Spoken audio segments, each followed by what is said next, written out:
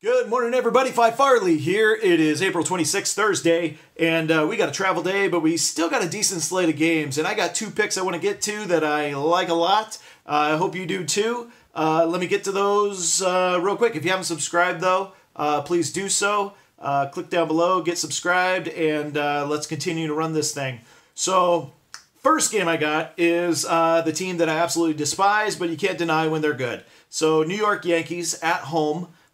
Going against Kyle Gibson and the Minnesota Twins. All right, first handicap in this is Yankees are on fire right now. Putting in a lot of runs in the run differential. Check out their win streak, the last 5 games. Winning 7-4, winning 8-3, winning 14-1, winning 5-1, winning 9-1. We have big spreads here, a lot of scoring and not a lot of runs given up. Second handicap I like. We have Jordan Montgomery, the big lefty, going against the Minnesota Twins. The Twins have a hard time scoring against lefties.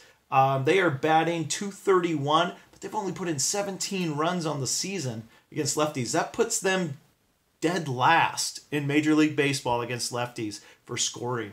So I have no problem fading the Minnesota Twins going against Montgomery. Kyle Gibson, nothing really special here.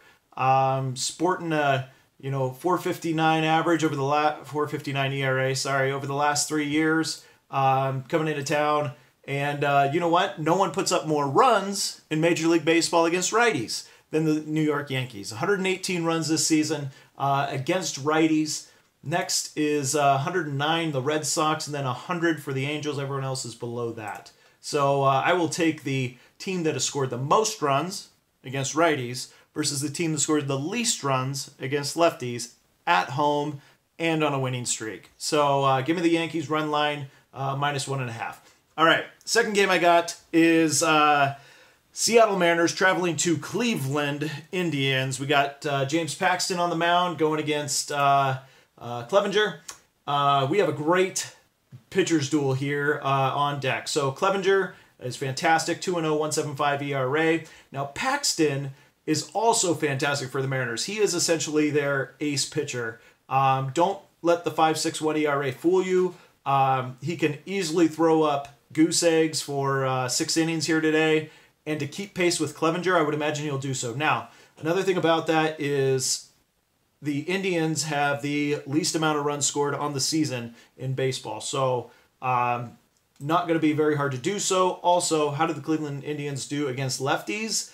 They have a .209 batting average. 27th out of 30 teams are the Cleveland Indians against lefties. So they struggle against the lefties, hitting just .209.